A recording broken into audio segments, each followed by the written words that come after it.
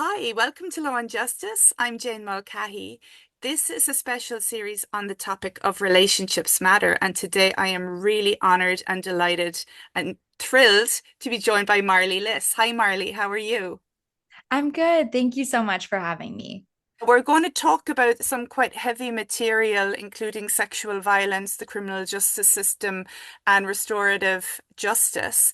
But to begin with, can you tell me a little bit about yourself, please, and your background? Yes, so I'm actually from Canada. I'm still living in Canada. We had the pleasure of meeting in Belfast at That's the right. Action Trauma Summit, which was incredible. And yeah, my background is in social work and also somatic sex education. I come from a queer, Jewish, feminist lens. I'm a Sagittarius. I'm a dog mom. Nice. Yeah. That's great. Thank you, Marley. And as you say, I met you at the Trauma Summit in June, and you were there as an invited speaker talking about your own experience of serious sexual violence, rape at the hands of a stranger, and then navigating a restorative circle process. So, can you maybe tell me a little bit about what prompted you to explore this as an option because it's rarely used in crimes involving sexual violence in Ireland and Europe anyway, to my knowledge.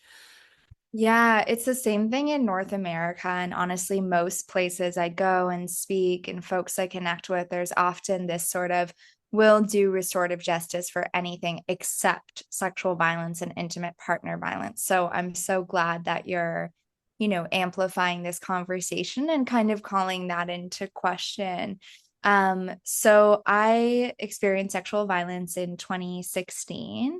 And I had never heard of restorative justice at all, which is one of the things that I'm so passionate about changing in the world because I think awareness is still so lacking. And most survivors I connect with say, I'd never heard of this either. I wish I knew about this, is really the main theme I hear.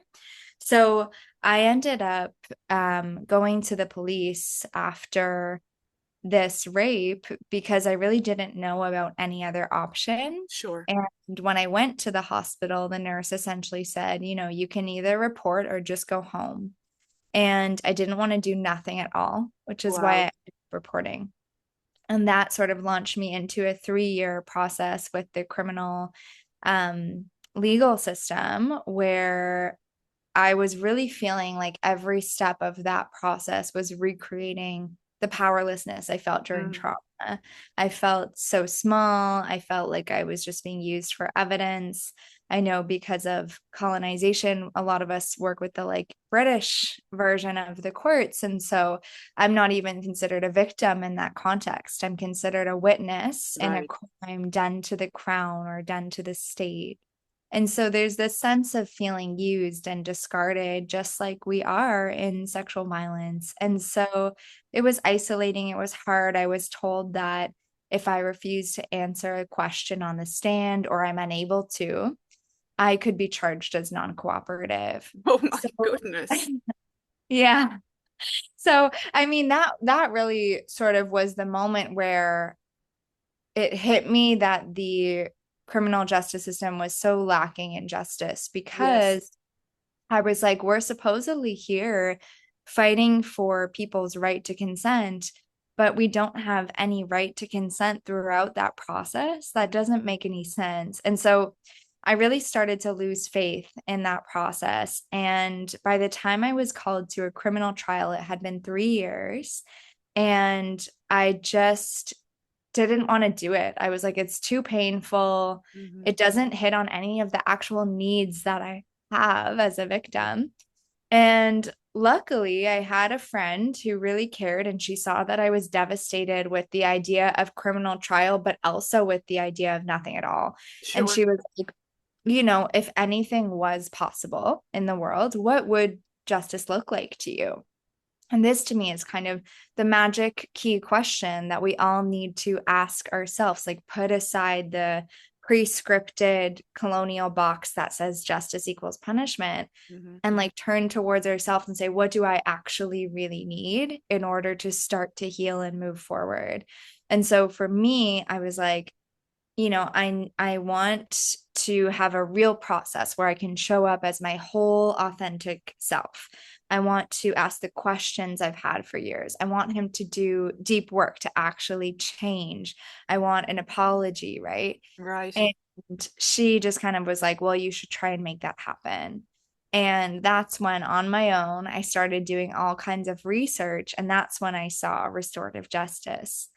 And it was a huge sort of moment for me where I felt so grateful that communities, Indigenous, Yeah. Mennonite, Jewish communities have been doing this for so long. And I also felt so frustrated that Mm, no one had ever told me about this. mm, And I started fighting for that outcome. Essentially, I was able to have a meeting with the prosecutors assigned to my case and say, this is what I really want.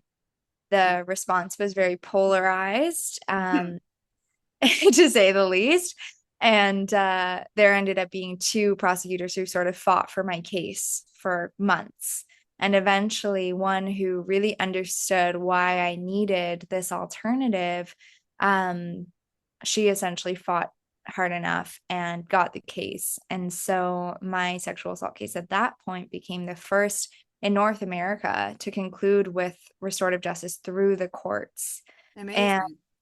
what that meant was my assailant went to therapy for like 7 months. And then we eventually met in this circle process.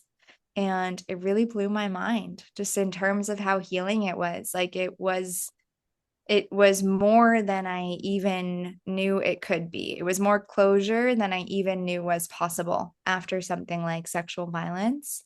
That's And amazing. like huge, huge. So I really walked out of that room and was just like, I want to play my part in making sure that everybody at the very least knows this is an option and deeply understands it.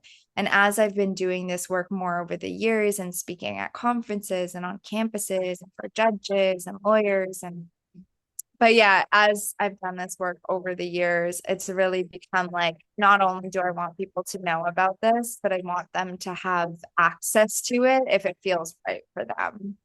And I suppose that's a key point because victims or survivors of this kind of egregious, intimate harm need choice. And that's what's been denied to them, as you say, in the violence itself, and the fact that the process erodes what little agency people have and can be punitive, and traumatic reenactment can happen in that space. During the period that you were kind of trying to navigate the system, it's interesting that you use the phrase criminal legal system first as opposed to criminal justice system, because I get that there's little justice sometimes for victims. Even if there's a conviction, there might be a very inadequate sentence from their perspective, and there might be no treatment, there might be no sex offender program or whatever else. But in terms of your own well-being or coping in the aftermath, how were you? And like, did you have access to supports during that period? Yeah, great question. I mean, I was not okay. I think I obviously knew rape was something that impacts a person, but I didn't know the degree to which it would Mhm. actually impact me. And I had always been someone who sort of like mind over matter, Sure. get going, Yeah. get through the day. And my body just wouldn't allow it. Like I actually would break out in hives all over Yeah. or have a panic attack. And it's like I couldn't just push it down and keep going. And so it really was the first time in my life that I had to focus on healing. Like I had Right. no choice. Yes. Um, and so, I'm really grateful that I had access to therapy. I'm really grateful that I have like supportive family and friends. Like these are such huge things. And at the same time, I felt like the criminal legal system, which, yes, that wording is intentional, um, kept bumping me back. It was like I took 3 steps in my healing, and then I'd have some sort of interaction with the criminal legal system, and I'd be right back to where I was after trauma.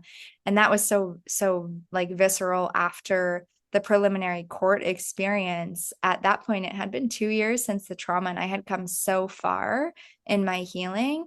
And after that, I felt right back to where I was the day after the rape. Like it was just So I just was like, how can I even move forward while this system is telling me you don't have a right to boundaries, consent, Mm. like all of these things. Thank you, Marley. And so then you said that the restorative circle process itself was way more healing and powerful than you imagined it to be. Can you tell me and the listeners about some of the aspects of it that were so beneficial to you, please?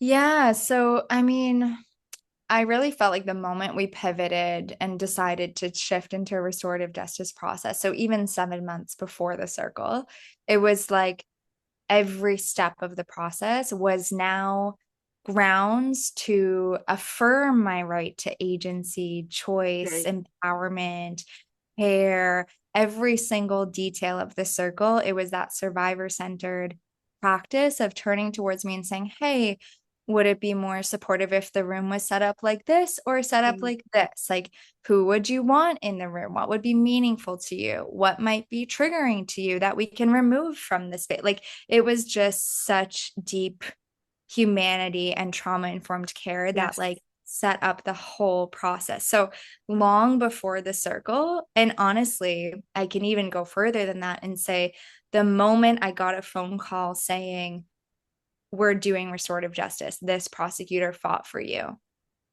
That was probably one of the most healing moments of this whole thing because it was the first time since the assault. Like during the assault, I had this moment of like, I'm saying no and it's doing nothing. Yeah. My voice has no power. Right. And going through the court system again and again, I had that like, my voice has no power feeling. And that moment I got the phone call, it was like, no, your voice does matter. What you need does matter. What you're not willing to endure, like your boundaries, they do matter.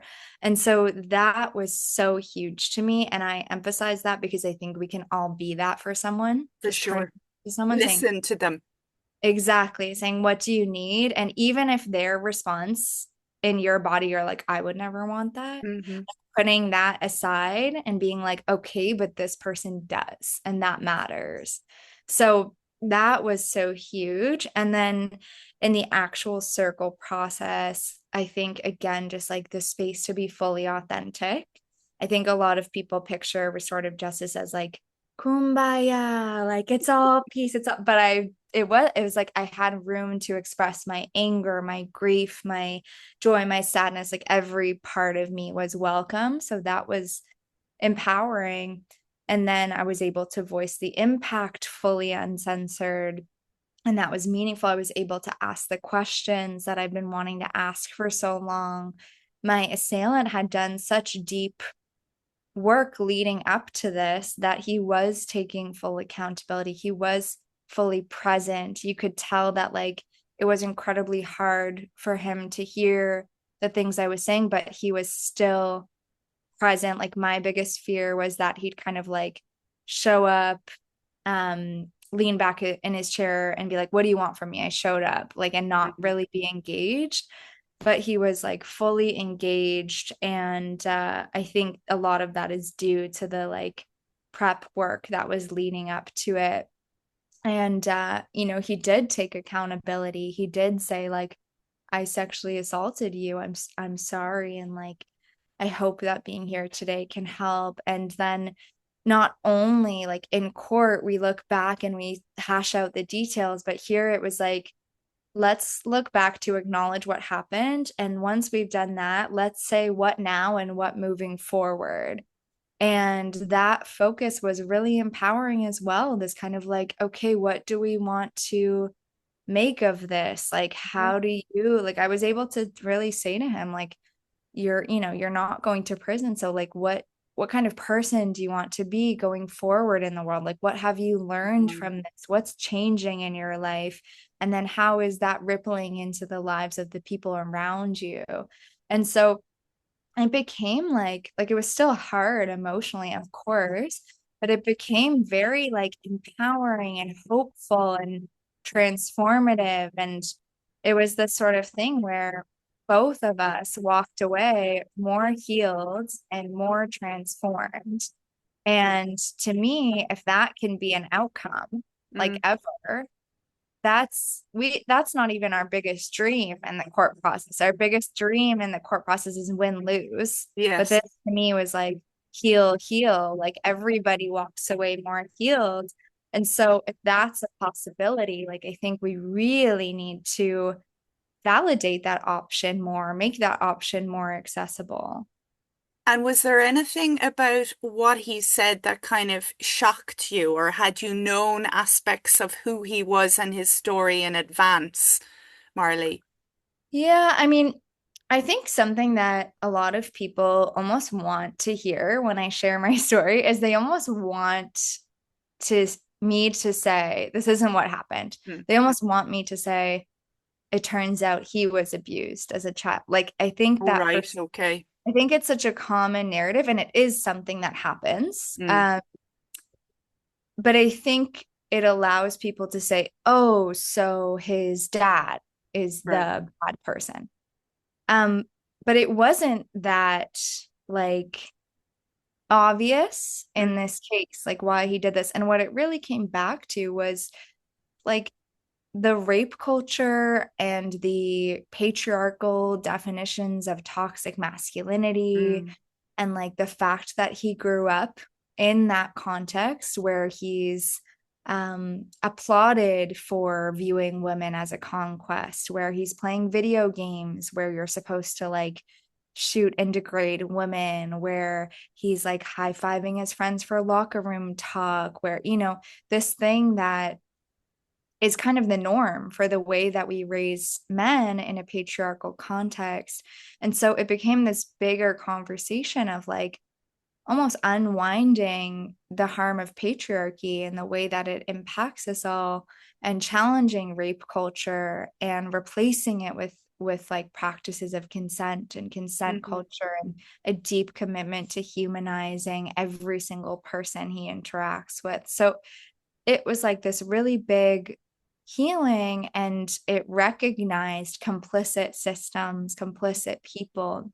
And I think that's such an important thing that the courts can never really address, because the courts are really looking at an individual and punishing an individual for causing harm.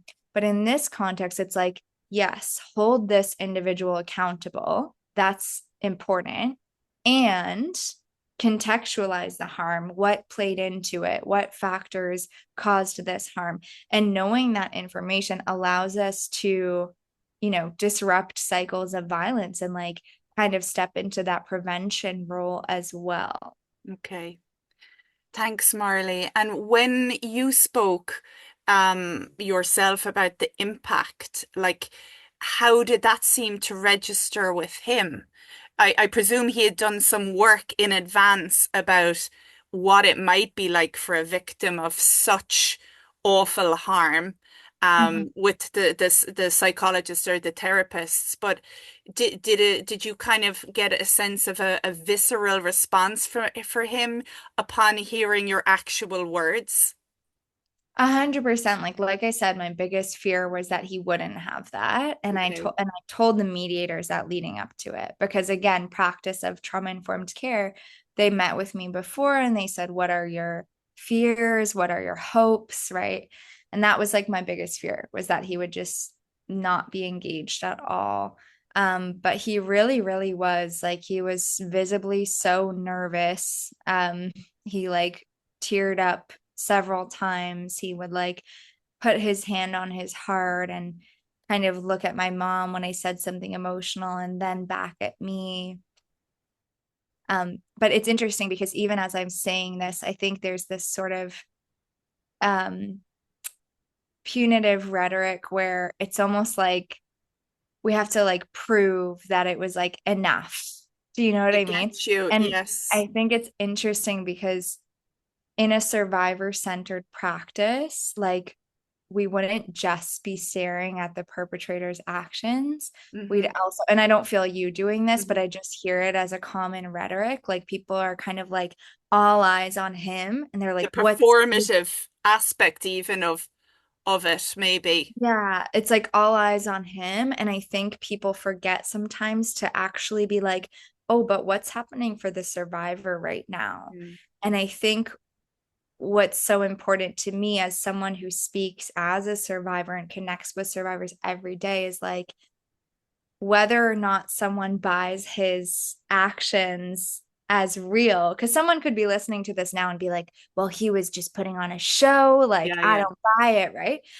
And like that's, everyone's entitled to their feelings and responses for sure. But if we put that survivor centered practice into play and we turn back towards me in those moments, like witnessing him show up like that was so huge for me. Hmm. And I remember like after he took accountability and said the words like, I am sorry, I did sexually assault you. And there's nothing I can do to take it back. And I really hope that being here today can help. For me in that moment, it was literally like this like knot untied in my stomach. And I was just like bawling these tears of relief. And I had no idea I even needed to hear that so much. Right. So I just say that because like that matters. Like that Yes. moment, that feeling matters for survivors. And I think it can be easy to get caught up in the like, what's the perpetrator doing? Are we giving them an adequate punishment? And like, yes, we need to think about them as well, but don't forget about the survivor Oh, too. for sure. Yeah. And really what I was trying to get at, I suppose, is it, did it feel real to you? You know, Mhm. that his engagement felt present and genuine and I guess quite vulnerable as well in this encounter, rather than some going through some motions or like you were saying, dissociated from it because it was too painful, maybe too shaming, but that he actually was able to hear and connect and access his own feelings in a kind of reciprocal type of a way, I guess. Mhm. Uh, Yeah, 100%. Yeah. Yeah. so as well, Karen Traceman, who's a developmental psychologist, and she does a lot of work on trauma and trauma training.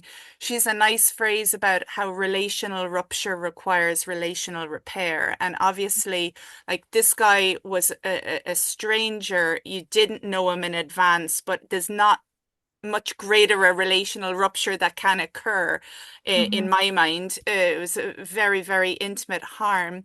And restorative justice aims and claims to be about relational repair from what you've described. And you mentioned he gave an apology, which I'm not sure always happens in these things. Mhm. But did he, and that felt important to you that he did. Yeah, I think I didn't know how important to me it Right. was until he said it, and then I was like, like I said, I just kind of burst into tears of relief. Yeah. And in the preparation, did people say to you that he mightn't? Because I've heard this before, you know, because apologies are not necessarily a part of it. I think. Yeah. So did anyone say this mightn't happen, or did you say you'd like one in advance, or how did No. that go? I think the only thing that was agreed upon leading up to this circle, well, there was, there's lots of prep and stuff, but we were very clear that we wouldn't do the circle unless he was at least taking accountability. Hmm. And that's something that the therapy helped him come to. So he was like sort of minimizing it at Okay. first. And as he did therapy and as he um kind of, well, something that happened too was that someone in his community that he kind of saw as a sister ended up experiencing sexual violence from someone Okay. else. And he was like, I felt heartbroken when I heard that because she's like a Okay. sister to me. And he said the moment he felt that empathy for her, he could no longer minimize what he had done to me. Wow. Um, and at that point, he said, like, he was so overwhelmed with shame and remorse at that point that he was actually um, considering taking his life at that point. And I think that's so powerful because we often think about how much victims need healing. But from this perspective, it's like often accountability can be life saving or life changing for Mm, perpetrators too. And I really see that and felt that in our circle that like I needed that circle just as much as he did. And it changed both of our lives. And therefore, anyone we interact with, future partners or whatever, it changes their life too. Like mhm. if I think about, I know I'm on a tangent now. I don't even remember the initial question, but if Fine, I it's all fascinating. if I think about like let's say he has kids one day or he's a partner to a woman romantically, like do I think he's going to be a safer, better, more respectful partner because he went to therapy for 7 months and then did this really deep circle process? Or do I think he's going to be better, safer for either being acquitted, which we know is usually the case, Mhm. um, or going to prison for a couple months? And like from my perspective and what the research shows too, like no, he's not going to be a safer, more respectful person from prison or acquittal. But to me, this really was a pivotal, hugely pivotal moment in his life where he had to really stop and be like, what kind of person do I want to be in the world? And he was supported in actually learning to like build tools and implement some of those things by other people as well. Mhm. And then with the whole kind of the apology that you didn't realize would have such an impact on you, like had you been thinking about forgiveness or how I ask this because it's a tricky question, forgiveness, particularly in this type of crime. And there's some acts that are just so bad, homicides or crimes of this nature that kind of erode the self and the sense of safety in the Mhm. world. They take something profound from someone. And certainly Yeah. I'm sure there are women's groups and some survivors who would think, don't even mention forgiveness. It's outrageous. Um, it sounds though to me from what you said that in a way maybe you didn't forgive him, but there was that kind of something along those lines sounds like it maybe occurred, because you mentioned the mutual healing in the Mhm. process. Yeah, I mean, I definitely left that circle, I guess, recognizing his humanity Okay. and kind of contextualizing the harm in a way that doesn't mean I justified it or excused it, but sort of allowed me to, yeah, contextualize it in a way that opened the door to feeling compassion. Okay. And I want to like emphasize too that I think the biggest want I had going into this, like I kept saying, it's not like a measurable scientific term, but what I kept saying to like my friends was like, I just want a process where we can be real. Like I just want to be real. Because court felt so scripted on all ends. Like I Yes. had to show up a certain way, he had to show up a certain way. And I just wanted to like break that wall and be like, what actually is going on? Like, what actually were you thinking? Like, this is the impact, and just be real. So I wanted to emphasize that because I think that's attainable. Like, I Hmm. think that's attainable if the correct safety and support conditions are set up. Um, and then the things like the apology and the compassion that I ended up feeling, these weren't things that I was like, I need to feel this by the end of the Sure. circle in order to Yeah. be okay. But like you had said, like there were things that I was also surprised by. And I was like, wow, this was more than I could have asked for because I walked out with this. And something I want to say too is like, recognizing his humanity was part of my healing because in my head for years he was like this big scary entity Mm. that like haunted my dreams and flashbacks and all these things, and being able to just be like, oh, this is just a guy, like this is just a guy, this is his upbringing, these are his friends, like it helped me to kind of like bring some of my power back and be like, no, I'm not this like tiny small mouse and this is this big scary entity. Like we're actually just two human beings.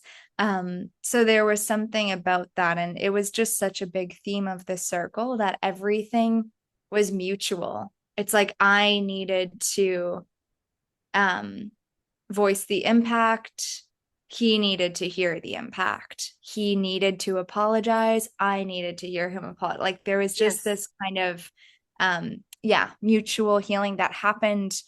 It's hard to say naturally, or did the mediators inspire it, or did, but like all these moving pieces came together to have that be the outcome. Yeah, and as you described it there, like I'm quite interested these days in energy and energetic flow between people, and that it sounds like something, I mean, magical is possibly the wrong word given the context of what happened, but also given your description of the deeply kind of crippling and stultifying court process where, yeah, the robotic nature of the replies that would be acceptable, the being the correct type of victim and all of these being the correct type of accused, I guess, and all of that.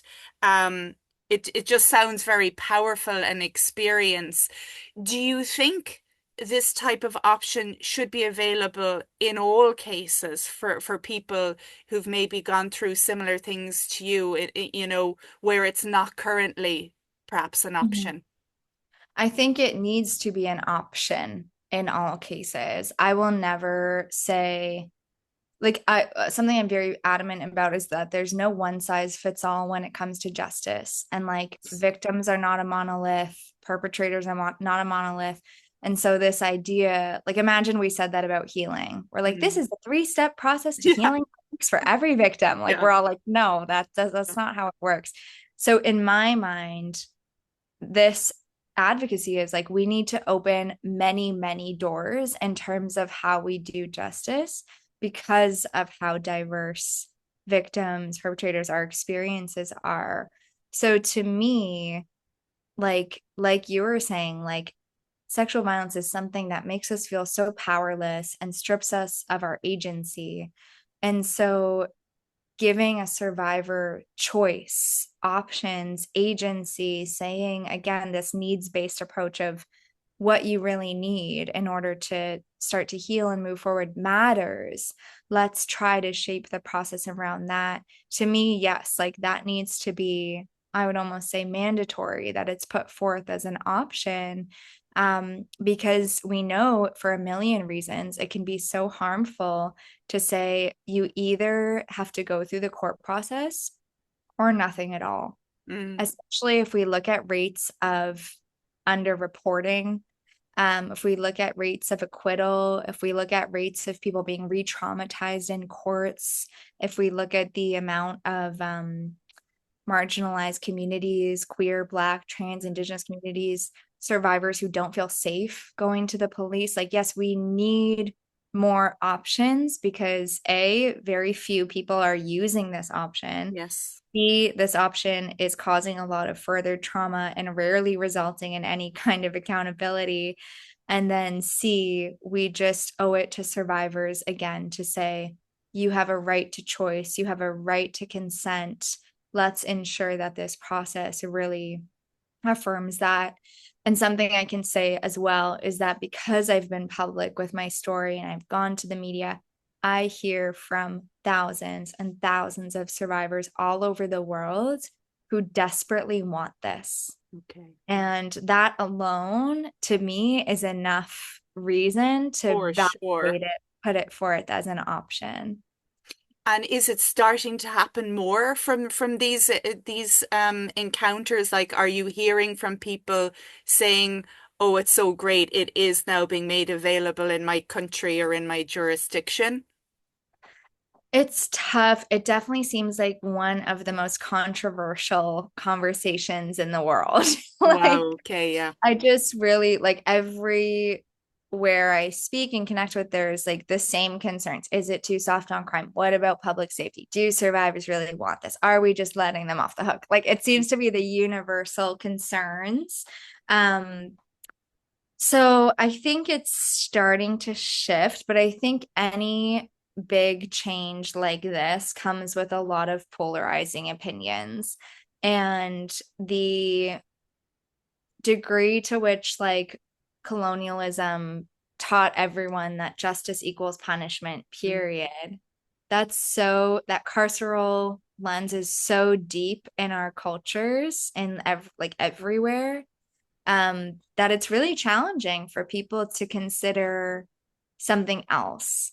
And so, yes, I think change is starting to happen. I think there's so many incredible organizations all over the world, activists, survivors doing amazing work to make this more accessible. And equal to that, I think there's people doubling down harder and harder and harder and saying, we can't have this. What occurred to me there as you were also speaking about the doubling down in terms of being more punitive, maybe, and not having something apparently soft as an option is the vast majority of perpetrators are never reported. They're in our midst, Right. you know? Yeah. So it's like in terms of increasing public safety or the safety of women and girls going about the world or whatever else, we're doing nothing to help through the system that we have and the one option that's available to people. And so often just even reporting to police is re-traumatizing, let alone getting to the cross-examination stage of where their outfits and everything else about them is analyzed. So certainly the work that you're doing is profound in trying to shift perceptions about what's allowable and making it more truly victim and survivor centered. Um, Yeah, and I'll just add, sorry, I came outside because the light the light's yeah, so no problem. yeah. Um, I'll just add, like, I think that we have such a tendency to be, and it's fair, it's burnout, it's hopelessness, it's we've been trying for so long and the violence is overwhelming. I think we have such a tendency in these movements to be like, we can never get there, or it's too hard, or it's too many steps. But I think it really does come back to misperceptions. And I've even spoken at conferences with researchers on this who say the biggest barrier to this outcome is misperceptions. And so to me, even though it's a big thing to shift folks' minds and hearts on, it's again an attainable thing. And all it takes is conversation and really listening to survivors, really listening to case studies like mine and stories where someone said, this did change my life. Mm. And while this isn't always happening through these large systems, we do know that restorative practices have been done outside the court system for a long time. So there are many, many stories of people saying, this was meaningful justice to me.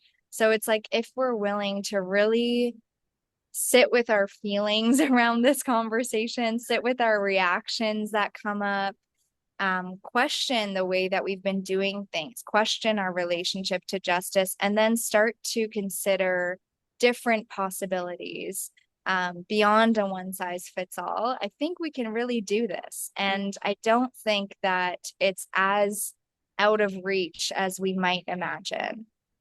No, and if the man who did this act to you is having gone through the process and the therapy and the meeting you in the circle and sharing real emotions and is now a better man for it and a safer man for it, that is also a public service aside from the reparative healing that you thankfully experienced.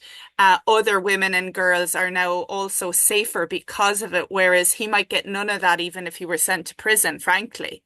Exactly. I think so in the States, it's that 975 out of 1,000 perpetrators walk free under the current system. In Canada, it's 99.03% walk free. Wow. Sure, the situation is similar in the UK, and I definitely saw that rates of sexual violence are going up and up in the UK. And so you're absolutely right. We have to acknowledge that what we're doing isn't necessarily working first and foremost. And then from there, be like, okay, what are survivors asking for? What has been done? What alternatives exist? How can we make those more accessible? And I do think it starts with awareness because most people, like I said, I speak on camp. This is like my full-time work is speaking on this, advocating for this. And again, the most common thing I hear is, I didn't know this existed. I hear that from police officers, sexual assault nurse examiners, professors at colleges, like lawyers, like people who should not only Yeah. know that this exists, but really on an emotional, fundamental level, understand it, be able to communicate it, give their clients and things like access to it. So I just think that that's something we can all play a role in is awareness and working together to make it more accessible. Thank you, Marlee, so much for your wonderful insights into a very difficult subject matter. I'm really grateful to you for taking the time out of your busy schedule and all your appointments to reconnect with me. It's been joyful, really, and inspiring. So this has been Relationships Matter with me, Jane Mulcahy, and the wonderful Marlee Liss. Thank you, Marlee. Thank you so much for having me. And please, to anyone listening who wants to learn more, has questions, wants to get in touch, reach out. I'm everywhere online, marleeliss.com, on social media. Happy to collaborate, happy to make impact together. So please reach out. Super. Reach out, folks.